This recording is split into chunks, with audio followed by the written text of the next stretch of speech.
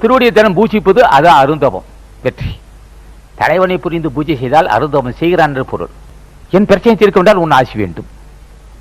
எந்த பிரச்சனையும் இல்லை, கடன் சுமை இல்லை, நல்ல பால் பாக்கியம், வறுமையில்லா வாழ்வு, எந்த உணவு வேணாலும் சாப்பிடலாம். நினைத்த உணவுலாம் சாப்பிடுவதற்கு வாய்ப்பு, அது கடவுள் கொடுத்த பாக்கியம்.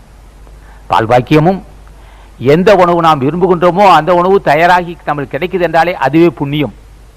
அடுத்த நேருக்கு இயங்குகின்ற சூழ்நிலை இருந்தால் அங்கே எப்படி அருள் செய்வான் கடவுள்? அடுத்த நேரத்தை என்ன செய்வது? ஒரு பக்கம் கடன் சுமை, விவசாயம் இல்லை, வியாபாரம் இல்லை, பல்வேறு பிரச்சனைகள், தாங்க முடியாத தடுமாறுகின்ற நான் என்ன பாவம் செய்திருக்கிறேன்? என்ன பாவம் செய்திருந்தால் இப்படி எனக்கு துன்பம் வரும். ஒரு பக்கம் மணல் ஐயப்படவில்லை, அதுவே காலை எழுந்து திருவடியை பற்றி நினைக்கிறேன், அது முடியவில்லை. அப்படி எழுந்து உட்கார்ந்தால் மணல் ஐயப்படவில்லை.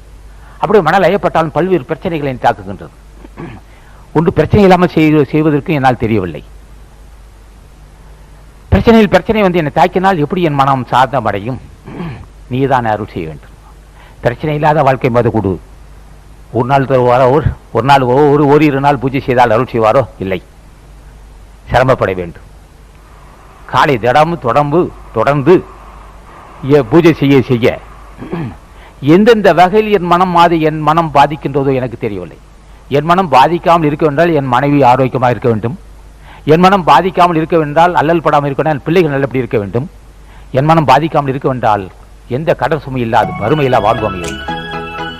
என் மனம் எந்த வகைக்கும் அல்லல் படக்கூடாது.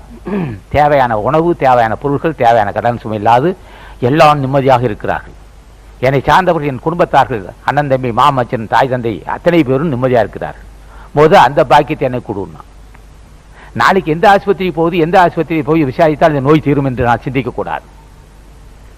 ஆஸ்பத்திரிக்கு பேச்சே இருக்கக்கூடாது, நோய்கிற பேச்சே இருக்கக்கூடாது. என் குடும்பத்தில் உள்ளவர்களால் நிம்மதியாக ஆரோக்கியமாக இருந்து அலன்றி என் மனம் நிம்மதிப்படாது. நான் பந்தபாசு உட்பட்டவன். ஆகவே என் குடும்பத்தார்கள் மன மகிழ்ச்சியோடு இருக்க வேண்டும். அதுக்கு நீதான் அருள் செய்ய வேண்டும்.